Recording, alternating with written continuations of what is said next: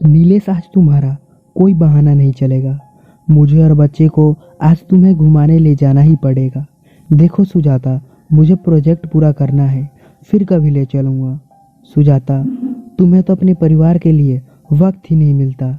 मेरे लिए ना सही, अपने बच्चे के लिए तो चलो। नीलेश, देखो मैं समझता हूँ यह सब मैं तुम्हारे और बच्चे के लिए ही तो कर रहा हूँ। सुजाता, हाँ मैं समझ सकती हूँ, पर हर वक्त काम ही काम यह तो नहीं हो सकता। तुम एक दिन भी हमें कहीं बाहर लेकर नहीं गए। तुम्हें पता है कि कब तुम अपने बच्चे के साथ आखिरी बार खेले थे। हमारे परिवार की भी कुछ ज़रूरतें होती हैं। नीलेश, देखो सुजाता, इन्हीं बातों पर हमेशा तुम बहस नहीं कर सकती। मुझे परेशान मत करो और काम करने दो। सुजाता, तुम्हें तो बस पैसे कमाने से प्यार है, हमसे नहीं। तुम रहो अपने काम में बिजी, मैं ले जाऊंगी अपने बच्चे को घुमाने। सुजाता गुस्से से वहां से चली गई। नीलेश फिर से अपने काम में बिजी हो गया। थोड़ी देर बाद सुजाता अपने दोनों बच्चों के साथ कामना और यश को लिए गाड़ी में बैठकर उन्हें बाहर घुमाने ले गई। कुछ घंटे गुजर गए। नीलेश अपना काम कर रहा था, तभी उसके मोबाइल पे बेल बजी। उसने कॉल उठाया। कॉल सुनते ही उसके हाथों से उसका लैपटॉप नीचे गिर गया। कॉल हॉस्पिटल से था।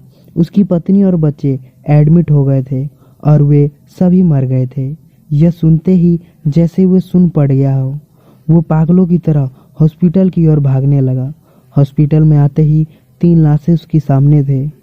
वे बहुत रोया। उसके बाकी परिवार वाले और उसका दोस्त तरुण, वो भी थोड़ी देर में ही वहां आ पहुंचे थे। तरुण, मत रो मेरे दोस्त, भगवान अच्छे लोगों को जल्दी अपने पास बुला लेता है। नीलेश, यह सब बात क्या कर रहे हो तुम सब? देखो अब मेरी सुजाता उठेगी, मुझसे बात करेगी। यश मुझे वे गेम स्टेशन ले जाने की जिद करेगा। मेरी कामना आकर मेरे गले लगेगी। कुछ नहीं हुआ उन सबको, वे सारे ठीक है। नीलेश पागलों जैसी हरकतें कर रहा था। वैसे उसकी अवस्था सिर्फ वही समझ सकता था। तीनों की लाश का अंतिम संस्कार के लिए एम्बुलेंस में रखा गया ताकि उन्हें ले जाया जा सके। तभी नीलेश ने एम्बुलेंस के ड्राइवर को नीचे उतार दिया और खुद ही एम्बुलेंस में तीनों लाशों को लेकर भाग निकला। उसको मंजूर नहीं था। वे अभी भी यही सोच रहा था कि वे तीनों जिंदा हैं। वे पागलों की तरह तेजी से एम्बुलेंस चलाए जा रहा था। रात हो गई थी। वह हाईवे पे था। तभी उसने वह एम्बुलेंस जंगल के एक कच्चे रास्ते पे मोड़ दी। वे होश में नहीं था। शायद उसके परिवार मरने का सदमा लग गया था। तेजी से चलती हुई वो एम्बुलेंस उसे अचानक ब्रेक मार के रोकनी पड़ी, क्योंकि आगे बड़ी खाई थी और आसपास काफी ज्यादा घना जंगल था। उसके आंसू यह जान गए थे कि उसका परिवार अब नहीं रहा। वे नीचे उतरा। उसने जी भर के अपने पत्नी, अपने बच्चों को देखा। फिर उसने यह ठान लिया कि अब वह भी मरेगा। वे खाई के पास आया ताकि वे कूदकर अपनी जान दे सके। तभी पीछे से उसे आवाज सुनाई दी, रुक जाओ। उसने पीछे मुड़कर देखा। जंगल से एक भयानक महिला निकलकर बाहर आ रही थी। लाल साड़ी पहने, माथे पर खून का बड़ा टीका, चोटी लंबी, भयानक उसके पैर और बिल्ली जैसी डरावनी आंखें और लंबे नाखून। नीलेश उसे देखकर बहुत ज्यादा डर गया और फिर खुद को संभाल लिया। नीलेश ने बोला, कौन हो तुम? महिला बोली, मैं इस जगह की डायन हूँ। हा हा, तुम क्यों मरना चाहते हो? नीलेश ने बोला, मुझे अब कोई फर्क नहीं पड़ता कि कौन क्या है। नीलेश ने उसको सारी बात बताई और बोला, अब मुझे मरने दो। डायन बोली, मरना चाहते हो तो मरो, पर मेरी एक बात सुन लो, फिर फैसला करना। नीलेश बोला, हाँ बोलो। डायन बोली, मैं इन्हें जिंदा कर सकती हूँ। नीलेश, क्या सच में? अगर ऐसा कर दो तो चाहो जो कुछ मांगो, मैं सब कुछ तुम्हें दूंगा। डायन ने कहा, उसके लिए तुम्हें मेरे लिए एक चीज लानी होगी। अगर तुम वो चीज ला दिए तो मैं इनकी आत्मा को बुलाकर इन्हें फिर से जिंदा कर दूंगी, पर अगर मुझे वे चीज मिलेगी तभी मैं इन्हें जिंदा कर पाऊंगा। नीलेश बोला, तुम जो चीज मांगोगी वह मैं लेकर आऊंगा, बस मेरी पत्नी और मेरे बच्चे को फिर से जिंदा कर देना।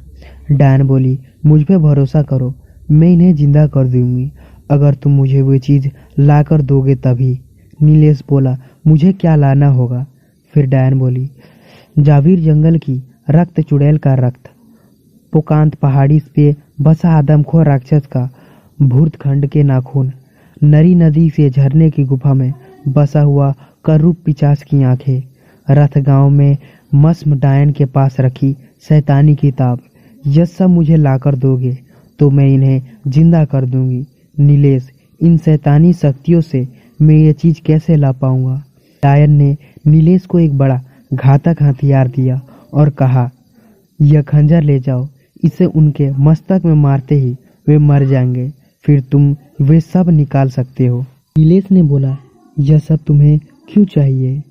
डायन, तुम्हें जानने की कोई जरूरत नहीं है।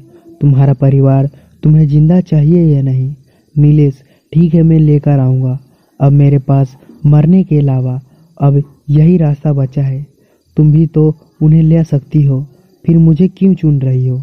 डायन, क्योंकि एक शैतानी ताकत दूसरे शैतानी ताकत के इलाके में नहीं जा सकती। अब तुम देर मत करो। डायन ने नीलेश को एक शैतानी नक्शा दिया। डायन ने कहा, इसमें सिर्फ खंजर ही नहीं, तुम्हारी चापलूसता भी तुम्हारी मदद करेगी। इतना याद रखना कि ये बड़े ही खतरनाक शैतानी ताकतें हैं। इन्हें मारना इतना आसान नहीं है, वरना तुम्हारी जान भी चली जाएगी। अपनी पूरी ताकत लगा देना। नीलेश ने कहा, मुझे मेरे परिवार को फिर से जिंदा देखना है, मैं पूरी कोशिश करूंगा। डायन ने कहा, जाओ विजयी हो और लेकर आओ इन चीजों को। नीलेश निकल पड़ा उस भयानक राह पर ताकि वे अपने परिवार को दोबारा जिंदा कर सके। उसकी पहली राह थी जाबिर जंगल की रक्त चुड़ैल का रक्त। क्या नीलेश वे चीजें ला पाएगा? उस डायन को वे चीजें क्यों चाहिए? उसका परिवार फिर से जिंदा होगा? क्या उसकी पहली राह रक्त चुड़ैल उसे मार दे? नीलेश बस से उसकी मंजिल को तय कर रहा था। उसे अपने आप से नफरत हो गई थी। वह सोच रहा था कि कैसा इंसान हूँ मैं सिर्फ ज़्यादा पैसे कमाने के बारे में सोचता रहा, कभी भी अपने परिवार की ज़रूरतों को नहीं समझ सका, यहाँ तक कि अपने बच्चों तक को भी वक्त ना दे पाया। मेरी ही गलती की वजह से वे आज मुझसे दूर चले गए हैं और अब मुझे उनकी अहमियत महसूस हो रही है। तभी वे बस उसकी मंजिल पर आकर रुक गई। वे नीचे उतरा। आसपास जंगली इलाका था और कुछ दूरी पर ही एक गांव नजर आ रहा था। उस बस स्टैंड के पास सिर्फ एक ही चाय की टपरी उसे नजर आई। वह सिर्फ अकेला वहीं उतरा था। वह चाय की टपरी पर गया और वहां ऐसे एक चाय मंगवाई। वहां चाय वाले के अलावा 2 लोग और थे जो कि चाय पी रहे थे और एक व्यक्ति जो कि सोया हुआ था। चाय वाले ने बोला, बाबूजी, आप यहाँ किसी काम से आए हैं क्या? नीलेश ने बोला, हाँ, एक जंगली बेल जो कि एक जंगल में पाई जाती है, बस उसी का संशोधन के लिए मैं यहाँ आया हूँ। चाय वाले ने बोला, ठीक है बाबूजी, कोई मदद लगे तो बोल दीजिएगा। तभी नीलेश बोल पड़ा, हाँ, मुझे वे जंगली बेल जाबिर जंगल में मिलेगी। मुझे बता सकते हो कि यह जंगल है कहाँ? सभी लोग यह सुनते ही दहल उठे। वहाँ सोया हुआ आदमी भी यह सुनकर जाग उठा। चाय वाले ने बोला, बाबूजी, उस जंगल का नाम लेना भी पाप है। कहते हैं कि उस जंगल में किसी चुड़ैल का बसेरा है। कई लोगों को तो उसने मार भी डाला है। आप जैसे आए हो वैसे ही वापस लौट जाओ। नीलेश ने अब ज़्यादा बात नहीं किया, चाय पी और चाय वाले को पैसा देकर जहाँ गांव था उस ओर जाने लगा। तभी पीछे से आवाज़ लगाते हुए वही आदमी जो सोया हुआ था चाय की टपरी से दूर होकर नीलेश के पास आया। उस आदमी ने बोला, मेरा नाम दारा है और मैं आपकी मदद कर सकता हूँ। नीलेश ने उसे ठीक से देखा। लंबी दाढ़ी, सर के बाल बहुत गंदे और घुंघरूले और शायद थोड़ा उसने शराब भी पिया हुआ था और दिखने में बिल्कुल बलवान जैसा शरीर लग रहा था। नीलेश ने बोला, वह जंगल कहाँ है? क्या तुम मुझे बताओगे? दारा ने कहा, हाँ, पर मैं पैसे लूँगा। तभी नीलेश ने बोला, जितना तुम्हें पैसे चाहिए मैं उतना दूंगा, बस मुझे वहाँ ले चलो। तभी दारा ने नीलेश से कहा, नहीं, आज हम नहीं चलेंगे, क्योंकि एक तो शाम होने वाली है और ऊपर से आज अमावस्या की रात है और कहा जाता है कि अमावस्या की रात को भूत प्रेत चुड़ैलों की ताकत और भी ज़्यादा हो जाती है और ऊपर से वह जंगल बहुत ही ज़्यादा घना और डरावना है। हम कल वहाँ चलेंगे। नीलेश ने कहा, मुझे किसी कीमत पे भी वहाँ ले चलो। मुझे आज ही जाना है। तभी दारा ने कहा, नहीं, आज हम नहीं जाएंगे, आज तुम मेरे घर चलो। फिर उसके बाद नीलेश मान जाता है और दारा के साथ उसके घर चला जाता है। उसके बाद दारा ने वहाँ स्वादिष्ट खाना बनाया। दोनों ने खाना खाया। खाना खाते समय नीलेश की नज़र दीवार पर पड़ी, कुछ फोटो पर गई, जिसमें एक फ़ोटो में एक औरत और एक बच्ची थी और दूसरे फ़ोटो में दारा था, जो कि पहलवानी की हालत में था। तभी नीलेश ने पूछा, दारा, क्या तुम एक पहलवान हो? तभी दारा ने कहा, हाँ, मैं पहले पहलवानी किया करता था, लेकिन इन लोगों के जाने के बाद मेरी सारी पहलवानी तहस नहस हो गई। उस चुड़ैल ने मेरे बीवी और मेरे बच्ची को मार डाला। नीलेश ने तभी पूछा, ये सब कैसे हुआ? तभी दारा ने बताया कि उस दिन मैं दूसरे गांव पहलवानी करने गया था। तभी मेरी बेटी की तबीयत बहुत तेजी में खराब हो गई थी। तो मेरी बीवी ने सारे गांव वालों से कहा कि कोई मेरे साथ चलो, लेकिन कोई भी उस चुड़ैल के डर से मेरे बीवी के साथ नहीं जाना चाहता था। मेरी बेटी की हालत बहुत ज़्यादा खराब हो रही थी। तभी मेरी बीवी ने एक बैलगाड़ी लिया और मेरी बेटी को बैठाया और बैलगाड़ी को उसी जंगल के कच्चे रास्ते से ले जाने लगी। जब मैं सुबह अपने गांव आया तो मैंने उन दोनों की लाश देखी, जो कि अधखाई थी। सब लोग कह रहे थे कि ये उसी चुड़ैल का काम है। उस चुड़ैल ने मेरी पूरी ज़िंदगी नष्ट कर दी थी। यह सब सारी बात सुनने के बाद नीलेश ने उसको सहमति दर्शाई। उसके बाद दारा दारू की बोतल गटकने लगता है और थोड़ी देर में ही सो जाता है। तभी नीलेश उसके घर से एक लंबी लाइट लेता है और वो हथियार और जंगल की तरफ निकल जाता है। जब नीलेश जंगल में पहुंचता है तो पूरे जंगल में शांति छाई हुई थी और कई जानवरों की आवाज़ भी उस जंगल में आ रही थी। वह जंगल बहुत ही ज़्यादा डरावना लग रहा था।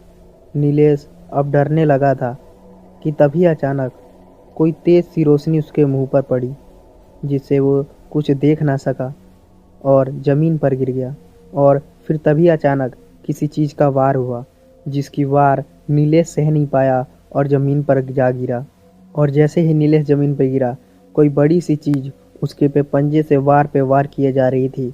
नीलेश कैसे भी बचते बचाते टॉर्च की तरफ गया। जब टॉर्च उसने बाली तो वो देखकर हैरान रह गया, क्योंकि उसके ठीक सामने वही चुड़ैल बहुत ही खतरनाक विशालकाय चेहरे में उसके सामने खड़ी थी। अभी वह जैसे ही नीलेश का गर्दन दबाने वाली थी कि तभी पीछे से किसी ने उसे खंजर मारा। वो दारा था। दारा नीलेश का पीछा करते करते वहां तक पहुंच चुका था। दारा खंजर पे खंजर मारे जा रहा था और कह रहा था, आज मैं तुझे जिंदा नहीं छोड़ूंगा। तभी नीलेश ने दारा की तरफ वो खंजर फेंका और कहा कि इसके सिर में मार दो। सिर में मारते ही ये चुड़ैल मर जाएगी। दारा ने सीधा उस चुड़ैल के सिर में वे खंजर घोंप दिया, जिसके कारण वो चुड़ैल वहीं ढेर हो गई। लेकिन दारा अब भी उस पे वार किया जा रहा था, जिससे खून के छींटे उड़ने लगे। तभी नीलेश ने एक छोटी सी बोतल निकाली और उस चुड़ैल का खून उसमें भर लिया। उसके कुछ देर बाद वो चुड़ैल मर गई। फिर दारा ने बोला, आखिरकार मैंने अपनी बीवी और बच्चे का बदला ले ही लिया। उसके बाद नीलेश ने कहा, तुम्हारा बहुत बहुत धन्यवाद। अगर आज तुम नहीं आते तो शायद मैं जिंदा नहीं रहता। तभी दारा ने कहा, मैं चाहे कितनी भी दारू पी लूँ, लेकिन मैं कभी भी होश में नहीं खोता। मैं हमेशा होश में ही रहता हूँ। तभी दारा ने पूछा, आखिर तुम इस चुड़ैल को क्यों मारना चाहते थे और तुमने इसका खून इस बोतल में क्यों बंद कर लिया? तब नीलेश ने सारी बात दारा को बताई। दारा ये बात सुनकर भावुक हो गया और बोला कि तुम चिंता मत करो, अब से मैं तुम्हारे सफ़र में तुम्हारे साथ रहूँगा। हर मुश्किलों का हम दोनों डटकर सामना करेंगे। शायद मेरी ये ज़िंदगी तुम्हारे परिवार के काम आ जाए। मैं तुम्हारे साथ चलूँगा।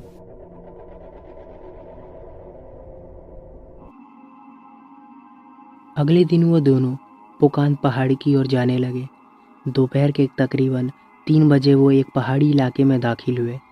पूछताछ करने के बाद उन्हें उस पोकान पहाड़ी के बारे में पता चला। वे उस जगह पहुँचे जहाँ पर एक नदी थी। रिक्शा से उतरकर वे आगे बढ़ने लगे। वहाँ उन्हें एक इंसान पेड़ के नीचे आराम करता हुआ नजर आया। नीलेश ने उससे कहा, सुनो भाई, किसी ने हमें बताया है कि यहीं कहीं पर पोकांत पहाड़ी है। वे आदमी ने बोला, क्या पोकांत पहाड़ी? पागल लोग हो क्या? मौत की पहाड़ी है वे, वहाँ तुम्हें क्यों जाना है? दारा ने कुछ पैसे निकाले और उसे दे दिया और देते हुए कहा कि अब तो बताओगे ना कि पहाड़ी कहाँ है। आदमी ने कहा, हाँ क्यों नहीं बताऊंगा, तुम्हें मरना है तो जाओ, यह नदी से आगे चले जाओ, यह पानी घुटने तक ही है, आराम से तुम इस नदी को पार कर लोगे। फिर कुछ दूरी पर तुम्हें एक जंगल दिखाई देगा, उस जंगल को पार करते ही तुम्हें वो पहाड़ी मिल जाएगी। नीलेश ने उस आदमी का शुक्रिया अदा किया। वे दोनों नदी पार करके उस पार पहुँचे। उस पार पहुँचने पे उन्हें एक जंगल दिखाई दिया। जंगल पार करने के बाद उनके सामने एक बड़ी पहाड़ी थी। पहाड़ी पर दोनों चढ़ने लगे। वे काफ़ी ऊपर आ गए थे। शाम हो गई थी। दोनों काफ़ी थक चुके थे। अब वे आराम करने के लिए वहीं बैठ गए। नीलेश ने बोला, वे आदम को राक्षस यहीं कहीं होगा। तभी दारा ने बोला, हाँ ज़्यादातर ये शैतानी राक्षस रात में ही हमला करते हैं। फिर तभी नीलेश ने कहा, हाँ हमें सावधान रहना होगा क्योंकि वे कभी भी हम पर हमला कर सकते हैं। दारा ने कहा, हाँ बिल्कुल सही कहा तुमने। रात हो गई थी। रात में ये पहाड़ी काफ़ी ज़्यादा भयानक लग रही थी। उन्होंने आग जला ली और अपने साथ लाए कुछ खाना खाया। फिर इंतज़ार करने लगे कि कब वे राक्षस हमारे सामने आएगा। अचानक एक अजीब सी भयानक चिल्लाहट की आवाज़ उन्हें सुनाई दी। वे दोनों सावधान हो गए। नीलेश ने खंजर और दारा ने कुल्हाड़ी हाथ में ले ली। धीरे धीरे वे अजीब चीख की आवाज़ पास आ रही थी। दोनों की धड़कनें बढ़ गई थी। तभी उनके सामने अचानक वे आदमखोर बुद्धखंड वहां पहुंचा। उसके मुंह में सियार का कटा हुआ सिर था। शायद उसने अभी अभी उस सियार को खाया था। कांटे जैसे प्रचंड शरीर, माथे पर सिंग, मुंह में बड़े दो भयानक नुकीले दांत, चमकीले नोकीले नाखून और मांस खाने के लिए हमेशा बेताब। वो बहुत ज़्यादा भयानक लग रहा था। अचानक वे राक्षस उन दोनों पर टूट पड़ा। लड़ाई भयंकर हो गई थी। वे अपने नाखूनों से दोनों पर वार किए जा रहा था।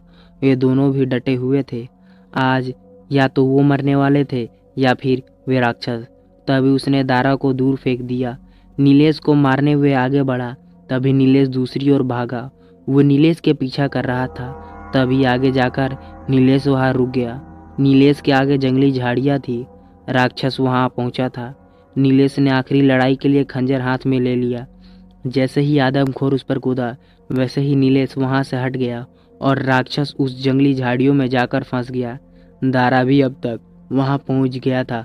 नीलेश ने खंजर उस बृहदखंड राक्षस के सिर में मार दिया। वह तड़प तड़प कर वहीं मर गया। फिर उसने उसका नाखून निकाल लिया। दोनों बच चुके थे अब तक और कुरूप पिशाच से उनको अब भिड़ना था। अगले दिन वह नरी नदी के पास पहुंचे। बहुत सारी खोज करने के बाद आखिरकार उन्हें जंगल में वह झरना मिल ही गया। वे वहां गया। उसने देखा उस झरने के पीछे एक गुफा है। दारा ने बोला, पता नहीं अब इसके अंदर कौन सा भयानक पिशाच हमें मिलने वाला है। नीलेश ने कहा, राक्षस को जैसे तैसे तो मार ही दिया, वैसे भी इसे ही भी मार ही देंगे। दारा ने कहा, आदम को राक्षस से भिड़ने में ही हमारा पूरा दम निकल गया है। अब ये क्या चीज़ है वे भी देख लेते हैं। चलो चलते हैं अंदर। नीलेश ने कहा, हाँ चलो। वे दोनों उस गुफा के अंदर जाने लगे। गुफा अंधेरे से भरी हुई थी। टॉर्च के सहारे वे दोनों पिशाच को खोज रहे थे। काफ़ी वक्त बीत चुके थे पर अब तक कोई नामो निशान नहीं था। यह किसी प्रकार की कोई आवाज़ भी नहीं आ रही थी। अजीब भयानक सन्नाटा छाया हुआ था। तभी उन्हें उस गुफा में एक बड़ा कमरा दिखाई दिया जो कि पूरी तरीके से मकड़ी के जालों से भरा हुआ था।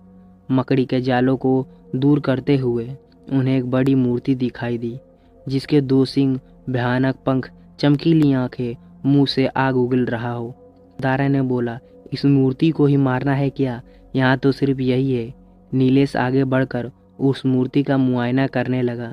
नीचे उस मूर्ति के पास सफ़ेद पत्थर दिखाई दिया। उसने जैसे ही वो पत्थर उठाया वैसे ही वो भयानक मूर्ति में जान आने लगी। एक बड़ा ही भयानक पिशाच उनके ठीक सामने खड़ा था। अपने भयानक पंखों के सहारे वे उड़ने लगा। उसके मुंह से आग निकल रही थी। उसके सींग और भी बड़े हो गए थे। गुस्से से उसकी आंखें भड़क उठी थी। उसने अचानक उड़ते हुए उन दोनों पर हमला कर दिया। दोनों को उठाकर वो गुफा की दीवार पर मारने लगा था। वे नीलेश को मारने आगे बढ़ा। दारा ने उसके बाद खुद को संभाला और उसके बाद उस पिशाच के पीछे आकर उसको पीछे से जकड़ लिया और एक बार बजरंगबली का नाम लिया और उसे अपनी पहलवानी से धोबी पछाड़ दे दिया। पिचास जोर से जाकर दीवार में टकराया और नीचे गिर गया। पिचास फिर उठकर खड़ा हुआ। उसने तेजी से उड़कर आकर दारा को दबोच लिया। दारा उसकी गिरफ्तारी में था। तभी पिचास अपने मुंह से आग दारा पर छोड़ने ही वाला था कि इतने में नीलेश ने वह सफ़ेद पत्थर उसके उसी स्थान पर रख दिया। पिचास फिर से वहीं मूर्ति बन गया। दारा ने नीलेश से बोला, बच गया, वरना यह मुझे आज तो मार ही देता। नीलेश अब ये समझ गया था कि पत्थर हटाने पे यह अपने असली अस्तित्व में आ जाएगा। नीलेश ने कहा, सुनो दारा, जब मैं इशारा करूं तब यह पत्थर हटा देना। नीलेश पिचास के पीछे जाकर खड़ा हो गया। उसने इशारा किया, तभी दारा ने वह सफ़ेद पत्थर हटाया। वैसे ही पिचास फिर से जिंदा हो गया, पर तभी पीछे से नीलेश ने उसके सिर में वे भाला घोंप दिया। पिचास वहीं तड़प तड़प कर मर गया। फिर उसने उसकी आंखें निकाल ली। नीलेश ने उन आंखों को एक पोटली में डाली। दारा सिंह ने कहा, आखिरकार यह भी मारा गया। अच्छा हुआ मैंने पहलवानी सीख ली थी, नहीं तो आज ये मुझे मार ही देता। नीलेश ने कहा, सही कहा, नहीं तो खेल खत्म था हमारा। चलो अब आखिरी बाजी हमें लड़नी है। वे दोनों निकल पड़े अपनी आखिरी बाजी लड़ने के लिए रथगांव की ओर, जहाँ पर मौसमी डायन से शैतानी किताब लेनी थी। अगले दिन वो रथगांव पहुँचे। उन्होंने बहुत पता किया और उन्हें उस मौसमी डायन का कुछ भी पता नहीं चला। नीलेश ने बोला, डायन तो यहीं कहीं होनी चाहिए। दारा ने कहा, हाँ, पता नहीं कहाँ छुप कर बैठी है, पर एक डायन गांव में कैसे रह सकती है। नीलेश ने कहा, वही समझ में नहीं आ रहा। तभी एक आदमी उनके पास आया और बोला, पागल हो गए हो क्या तुम दोनों? सबके घर जाकर डायन के बारे में पूछ रहे हो। भला यहाँ कोई तुम्हें डायन क्यों मिलेगी? नीलेश ने कहा, सुना है आसपास कोई जादू टोटका करने वाली तांत्रिक या कोई महिला रहती है। आदमी ने बोला, जादू टोना? अच्छा हाँ, पर वे गांव में नहीं रहती। सामने जंगल देख रहे हो ना, उसी के अंदर आगे जाओगे तो एक जादू टोटका करने वाली तुम्हें बुढ़िया मिलेगी। गांव वाले उससे दूर ही रहते हैं। पागल सी जो ठहरी। उस आदमी के बात सुनते ही नीलेश ने उसे कहा, ठीक है, आपका धन्यवाद। कहानी में हम लोगों ने अब तक सुना कि नीलेश और दारा उस आदमी के बताए हुए रास्ते पर चलने लगते हैं। वे औरत मानसी डायन जो कि जंगल में रहा करती थी, नीलेश और दारा उसी तरफ बढ़ने लगते हैं। वे दोनों उस जंगल के आगे बढ़ने लगते हैं। कुछ ही देर बाद उन्हें एक झोपड़ी दिखाई देती है। वे दोनों उसके अंदर दाखिल होते हैं। वहाँ कोई मौजूद नहीं था। तरह तरह की मालाएं और जड़ी बूटियाँ पड़ी हुई थी। वे दोनों शैतानी किताब वहाँ खोजने लगे। तभी एक बक्से में उन्हें एक किताब दिखाई दी, जिस पर काली शक्तियों के बारे में शैतानी चित्र बने हुए थे। नीलेश ने बोला, यही है वो किताब, हमें मिल गई। तभी दारा ने बोला, वहाँ बिना कुछ मेहनत किए ये मिल गई हमें, बहुत बढ़िया बात है। तब उन्हें किसी के आने की आवाज़ सुनाई दी। वे दोनों सावधान हो गए। गले में काली मालाएं और माथे पर बड़ा सा काला टीका और काली साड़ी पहने हुए एक वृद्ध महिला अंदर दाखिल हुई। नीलेश ने बोला, तुम ही हो क्या मानसी डायन? उस महिला ने कहा, हाँ मैं ही हूँ, पर सिर्फ मानसी कोई डायन नहीं है। दारा ने बोला, यह किताब यहीं से मिली है, मतलब तुम ही डायन हो। नीलेश, इसे भी मार देते हैं। मानसी ने कहा, रुको बेटा, क्या तुम मुझे यह बताओगे कि तुम्हें यह किताब क्यों चाहिए? नीलेश ने सारी बात उसे बता दी। मानसी ने कहा, बच्चों, तुम बेशक इस किताब को ले जा सकते हो, मैं तुम्हें नहीं रोकूंगी, पर मेरी एक बात सुनो, वे डायन ये चीज़ें मिलने के बाद तुम दोनों को भी मार देगी। दारा ने कहा, वो हमें क्यों मारेगी? तभी मानसी डायन ने कहा, उसे शक्तिशाली डायन बनना है। यह सब चीज़ें इसलिए उसे चाहिए। इस किताब में इन चीज़ों के इस्तेमाल करने के साथ साथ मंत्र दिए हैं, ताकि वे शक्तिशाली शैतानी ताकतों को अपने अंदर काबू कर सके। इसलिए उसने नीलेश के परिवार को जिंदा करने की बात कही। उसे पता था कि नीलेश के अंदर परिवार को जिंदा करने की आग है। यह सब चीज़ हासिल करने में वह उसकी मदद करेगी। उस डायन ने तुम्हारा फ़ायदा उठाया है। दारा ने बोला, हम तुम पर यकीन क्यों करें? मानसी ने कहा, यकीन करना ना करना यह तो तुम दोनों पर निर्भर रखता है। अगर चाहो तो इस किताब को ले जाओ, मगर याद रखना, उसके पास जब ये चीज़ें चली जाएगी तो केवल विनाश ही होगा। नीलेश ने कहा, मतलब मेरा परिवार जिंदा नहीं हो सकता? मानसी ने कहा, हो सकता है बेटा, अगर तुम दोनों मेरा साथ दो तो हम उस डायन को मारकर इस किताब की मदद से तुम्हारे परिवार को जिंदा कर सकते हैं। तभी दारा ने कहा, मुझे लगता है नीलेश यह सही कह रही है, उसी डायन ने तुम्हारा फायदा उठाया है। नीलेश ने फिर कहा, चलो तो हम उसे खत्म करते हैं। मानसी डायन ने कहा, ठीक है, मैं छोटी सी एक चिड़िया बन जाती हूँ, तुम छिपाकर मुझे उसके पास ले चलना। वे तीनों अब वापस निकल पड़े थे उस डायन के पास। रात हो गई थी। नीलेश और दारा वहां पहुंचे। मानसी चिड़िया बनकर एक पेड़ पर बैठ गई थी। डायन ने बोला, क्या तुम वो चीजें ले आए? क्या वो चीजें तुम्हें मिली? और यह आदमी कौन है? नीलेश ने कहा, यह मेरा दोस्त है और मुझे सारी चीजें मिल गई है। अब मेरे परिवार को जिंदा कर दो। तभी डायन ने कहा, मुझे पहले वो चीजें दो। तभी मानसी, जो कि चिड़िया बनी हुई थी, उसने अपना असली रूप धारण किया और अपनी जादुई शक्तियों से उस डायन को कैद कर लेती है। तभी मानसी ने बोला, भयानक डायन, तू उस किताब से शक्तिशाली बनना चाहती हो, आज तुम्हारा नाश होगा। तभी डायन ने बोला, तुम यहाँ। तभी नीलेश ने बोला, मुझे तुम्हारी हरकतों का पता चल चुका है, काली डायन। मानसी डायन ने कहा, ज्यादा बात मत करो, जल्दी से इसे मार दो, उस खंजर से इसे मार दो।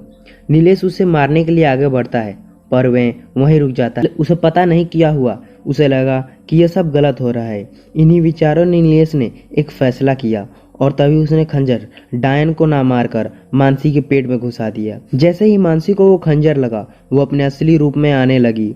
वे और भी भयानक बनने लगी थी। उसके बाल उड़ने लगे, उसमें से अंश का भयानक आंख बाहर आने लगा।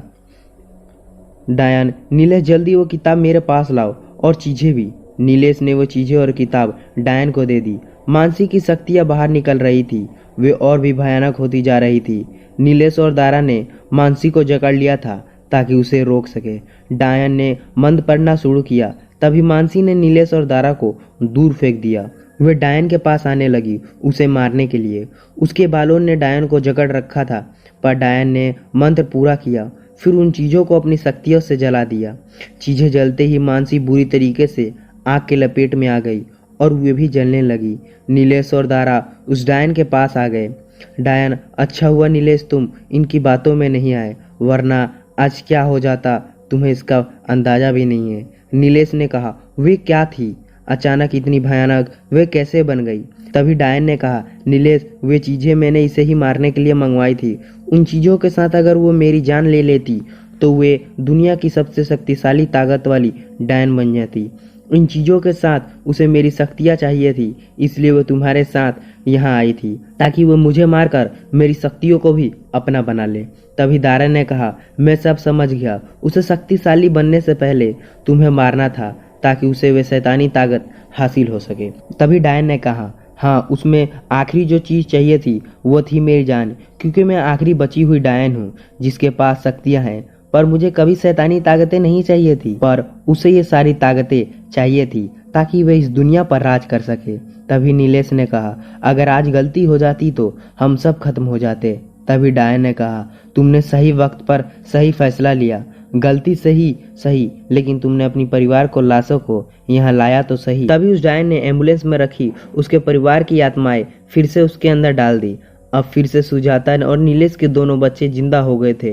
वो उन्हें लपेट कर बहुत रोया। नीलेश ने डायन का शुक्रिया किया, मेरे परिवार को जीवन दान देने के लिए आपका बहुत बहुत धन्यवाद। तभी दारा ने कहा, मैं अपने परिवार को भी बहुत याद करता हूँ, काश मैं उन दिनों पहलवानी के लिए ना गया होता तो कुछ कर पाता मैं अपने परिवार के लिए।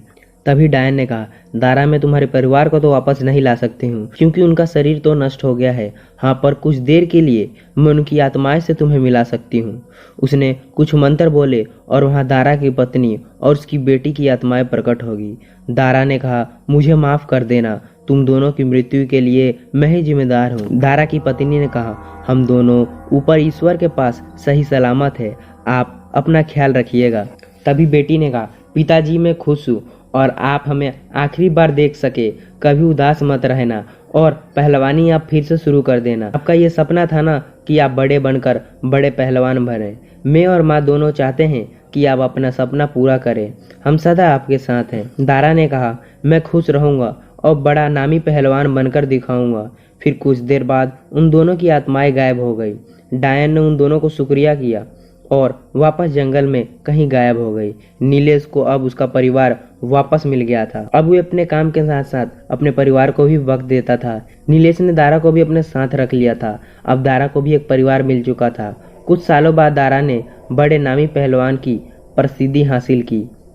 दोस्तों, मैं आशा करता हूँ कि ये कहानी आप लोगों को बहुत ही अच्छी लगी होगी। दोस्तों, वीडियो अगर अच्छी लगी हो तो वीडियो को बिना सोचे समझे लाइक कर लीजिएगा, और साथ ही पे अगर आप हमारे चैनल पर नए हो तो प्लीज़ चैनल को सब्सक्राइब करके बेल नोटिफिकेशन को ऑल पे प्रेस कर लीजिएगा।